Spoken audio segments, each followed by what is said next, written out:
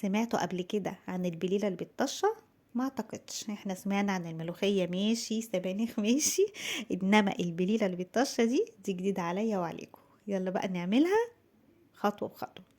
انا جبت ربع كيلو من القمح، نقعته 6 ساعات لحد ما ابتدت القمحية كده تفتح معايا، وحطيته على النار. خد غلوة واحدة، وبعد كده حطيت عليه معلقتين كبار من الرز المصري، طبعا مغسول ومتصفي كويس جدا، وقلبته مع القمح بتاعي، وابتديت اشيل الرغاوي اللي على الوش دي اول باول.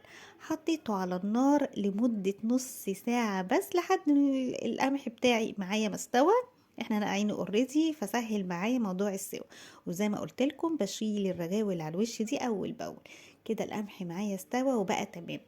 تعالوا بقى نعمل الكريمة اللي هحطها على القمح بتاعي او على البليلة. انا جبت 3 كوبايات من اللبن الحليب الطبيعي، وبعد كده حطيت عليه مقدار السكر اللي انت عايزه، يعني سكريه زي ما انت عايزه.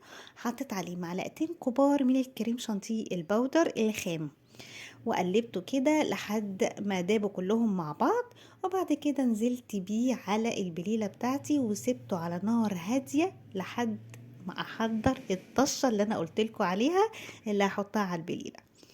جبت طاسة على النار، بعد كده حطيت عليها معلقة زبدة او معلقة سمن فلاحي، سمن بلدي، ونزلت عليها بالكنافة متكسرة زي ما انتوا شايفين كده، وفضلت احمر فيها لحد ما اللون بتاعها بقى ذهبي. نفس اللون ده، انا مش عايزاه تغمق اكتر من كده. ونزلت بيها بقى، دي الطشة، نزلت بيها على البليلة.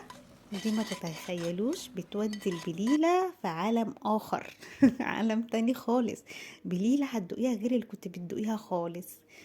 بعد كده خدت غلوة كده برضو على النار، وابتديت بقى احطها في الكاسات او الكوبايات او اي حاجة اطباق انت عايزاها. وابتديت ازينها بقى. كان عندي لفة جلاش اخدت منه حبة كده، وحطيت عليها شوية اي مادة دهنية، وحطيته في الفرن لحد ما اداني الجلاش المقرمش اللي انتوا شايفينه ده. الجلاش برضو معاه خطير. وزينتها بالفستق الحلبي، اي مكسرات عندك، وبألف هنا وشفا. كان معاكم سوسن سليمان. باي باي.